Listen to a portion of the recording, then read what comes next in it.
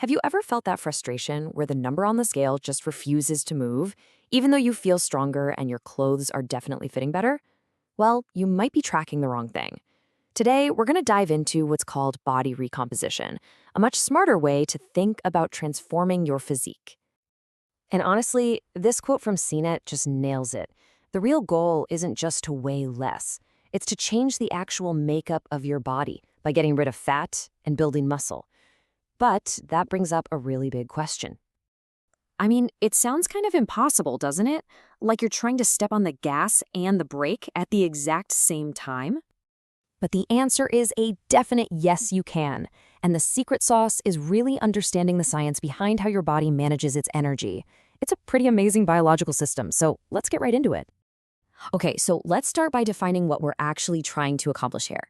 Because it's not about your weight, it's all about your body composition. So, what is body composition? Well, simply put, it's the percentage of your body that's made of fat versus everything else, what we call lean mass. And that includes all the good stuff, your muscles, your bones, your organs. It's really about the quality of your weight, not just the quantity. And this is exactly why the scale can be so misleading. You've heard it a million times. Muscle weighs more than fat. Well, not quite. A pound is a pound.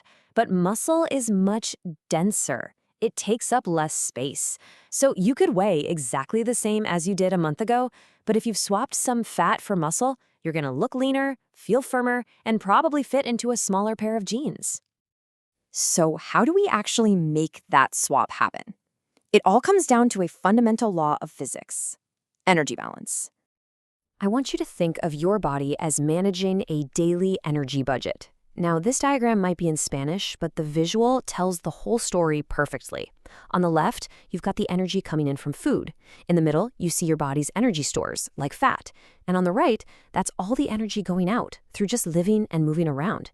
It's this constant flow of intake, storage, and spending. And if we want to get scientific about it, the formula is actually super simple. Your energy balance is just the energy you take in, the calories you eat, minus the total energy you burn. And this really just leaves us with two basic states, right? If you're in a positive balance, meaning you eat more than you burn, your body stores that extra energy, usually as fat. If you're in a negative balance, eating less than you burn, your body starts to dip into those energy stores. Seems simple enough, but there's a catch. It's not just a simple math problem. Your body isn't some passive calculator. It has this incredibly sophisticated control system that's actively managing the whole process. A really good way to think about it is like a smart thermostat for your body. It has a set point it wants to maintain, and it's constantly making tiny adjustments to keep everything stable. Now, I know this slide looks a little technical, but hang with me. Right there in the center, you've got the brain. It's the command center. It's constantly getting feedback signals from your body's energy stores, and based on that info, it sends out instructions that can change your appetite or speed up and slow down your metabolism. It's this active, intelligent feedback loop that's always running. And it's this very control system that leads us to the central puzzle of body recomposition. It's a real paradox. Okay, so this is the absolute crux of the issue. To get the result we want, we need to do two things at once, but the biological rules for each one seem to be complete opposites. Just look at this. On one hand, to lose fat, you have to be in a calorie deficit, a negative energy balance. No way around it. But on the other hand, to build new muscle tissue, your body needs extra energy, which means you need to be in a calorie surplus, a positive energy balance. So how on earth can you be in a deficit and a surplus at the same time? Well, you can't. Not on the same day, anyway. But what if we zoom out and look at the week as a whole? And that little shift in perspective brings us to the aha moment. It's a clever strategy that solves this paradox by being smart about your energy balance day by day. It's called calorie cycling. Calorie cycling is exactly what it sounds like. Instead of eating the same number of calories every single day, you strategically change your intake to perfectly match the specific goal for that particular day. In this table right here, this is the blueprint.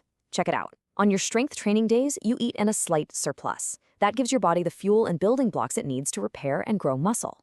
Then on your cardio days, you eat at maintenance, which helps you burn fat without your body starting to break down precious muscle. And finally, on your rest days, you drop into a slight deficit, which encourages your body to tap into its stored fat for energy.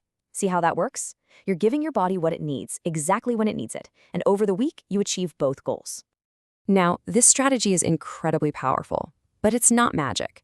To get real lasting results, it has to be part of a sustainable lifestyle. There are 3 core habits that make all of this work. Number 1, prioritize protein. It's literally the building block for new muscle. Number 2, combine your training. You need resistance training to signal muscle growth and cardio to help with fat loss. And finally, and I can't stress this enough, prioritize sleep. It's absolutely crucial for muscle repair, balancing hormones, and just recovering. And always remember this final piece of advice from CNET. This is not a quick fix. It's not a fad diet. It's a long-term strategy. The process is slow and steady, but the results you get are real, and more importantly, they're the kind that actually stick around. By understanding this system, you get to move from being a passenger to being the pilot of your own body.